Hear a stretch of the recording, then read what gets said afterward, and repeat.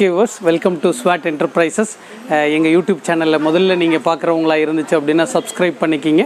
சேனலில் பார்க்குற எல்லா வீடியோஸ் உங்களுக்கு நல்லா இருந்துச்சுன்னா லைக் பண்ணுங்கள், உங்கள் ஃப்ரெண்ட்ஸுக்கும் ஷேர் பண்ணுங்கள். சரி, ஃபேஸ்புக்கில் பார்க்குறவங்களா இருந்துச்சுன்னா ஃபாலோ பண்ணிக்கிங்க உங்களுக்கு. ஓகே சார், இது வந்து பார்த்திங்கன்னா சில நேரம் வந்து பார்த்திங்கன்னா கன்னில் ஏதாவது டஸ்ட்டு அடைச்சிக்கிடுச்சு அப்படின்னா உங்களுக்கு வந்து பார்த்திங்கன்னா மோட்ரு ஓடுது, தண்ணியை இழுக்கலை அப்படின்னா கன்னில் டஸ்ட் வந்து எப்படி க்ளீன் பண்ணுறதுன்னா பார்த்திங்கன்னா இந்த இடத்துல தெரியும். இங்கே பாருங்கள், இதில் வந்து பார்த்தீங்கன்னா இந்த மாதிரி ஓப்பனில் இருந்தால் இது வந்து பாயிண்டில் அடிக்குதுன்னு அர்த்தம். இது இப்படியே திருக என்ன ஆகும், கொஞ்சம் கொஞ்சமாக ஒய்டாக போய் ஃபுல்லாக. ஸோ இப்போ இப்படி இருக்கிறது, இப்படி ரெண்டு பட்டையும் ஒட்டிச்சுன்னா இதோட முடிஞ்சிருச்சு.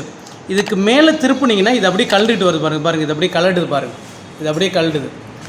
இதை அப்படியே கழட்டிடலாம். இது தான் ஜெட்டு. இதை கழட்டிட்டு இதை தனியாக நான் வைக்கிறேன். நான் இப்போ இதை வச்சுட்டு இங்கே பாருங்கள், இந்த இடத்துல நல்லா பாருங்கள், இதுக்கும் இந்த இடத்துல ஒரு கேப் தெரியுதுல, இந்த இடத்துல கீழே கை வச்சுக்கிட்டு இங்கே பாருங்கள், இந்த இடத்துல சுற்றுறேன் பாருங்கள், திறக்குதுங்களா? இது நல்லா பாருங்கள். இந்த இடத்த பிடிச்சி சுற்றக்கூடாது. இந்த கேப்பில் இந்த இடத்த மட்டும்தான் பிடிக்கிறேன். பிடிச்சி இப்படி சுற்றினா க்ளோஸாகவும் திறக்கும். இப்படி திறந்த உடனே இதுக்குள்ளே பாருங்கள் ஒரு ஹோல் தெரியுதா? ஒரு ஹோல் தெரியுது பாருங்கள், ஹோல் தெரியுதுல்ல?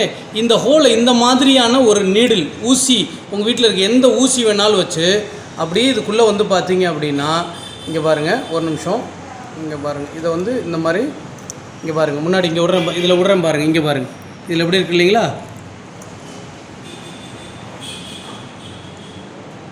இங்கே பாருங்கள், இப்படி உள்ளே விட்டு இப்படி க்ளீன் பண்ணுங்கள். இங்கே இந்த பக்கம் வருது பாருங்கள். ஓகேங்களா? இந்த மாதிரி ஒரு 10 டைம்ஸ் நல்லா பண்ணிவிட்டு தேவைப்பட்ட ஏர் ப்ளோ வாயில் ஏர் காற்றுக்கு ஊதிட்டு கூட அப்புறம் க்ளீன் பண்ணி, இப்படி தான் கன்னை க்ளீன் பண்ணணும். க்ளீன் பண்ணி போட்டுக்க வேண்டியது, அவ்வளோதான். ஓகே, இந்த கன்னை க்ளீன் பண்ணுறேன்னா இதை கழட்டிட்டு இந்த பகுதியை ஓப்பன் பண்ணிவிட்டு கன்னில் க்ளீன் பண்ணிவிட்டு வச்சுக்கோங்க. Okay, thank you.